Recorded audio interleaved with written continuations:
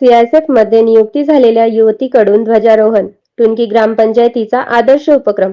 टुनकी ग्रामपंचायतीने यंदाच्या प्रजासत्ताक दिनी एक वेगळा आणि प्रेरणादायी आदर्श निर्माण केला. गावातील अत्यल्प भूधारक शेतकरी आई वडिलांची मुलगी तसेच शेतमजूर युवकाची पत्नी असलेल्या सौ वर्षा आकाश लोणकर यांची नुकतीच केंद्र सरकारच्या अखत्यारीतील सीआयएसएफ मध्ये नियुक्ती झाली आहे. डिफेन्स क्षेत्रात नियुक्ती मिळवणारी गावातली ही पहिलीच युवती ठरली आहे.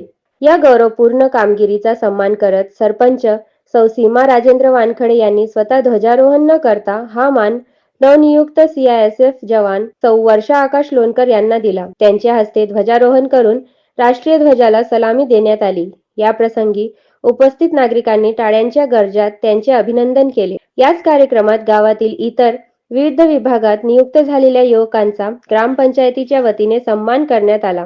यामध्ये गौरव मानकर, सीआयएसएफ, शुभम झालटे, कारागृह police, Nitesh Ghate, MSF, Sachin Kandelkar, bank of Maharashtra आणि परमेश्वर समाधान गिरे, एमएसएफ यांचा समावेश होता.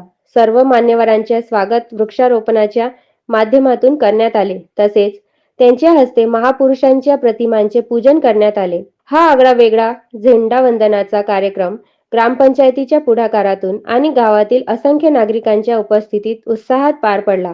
या उपक्रमामुळे युवक युवतींना देशसेवेची प्रेरणा मिळेल असा विश्वास उपस्थित मान्यवरांनी व्यक्त केला. युवा क्रांती न्यूजसाठी आकाश बोरसे, टुनकी.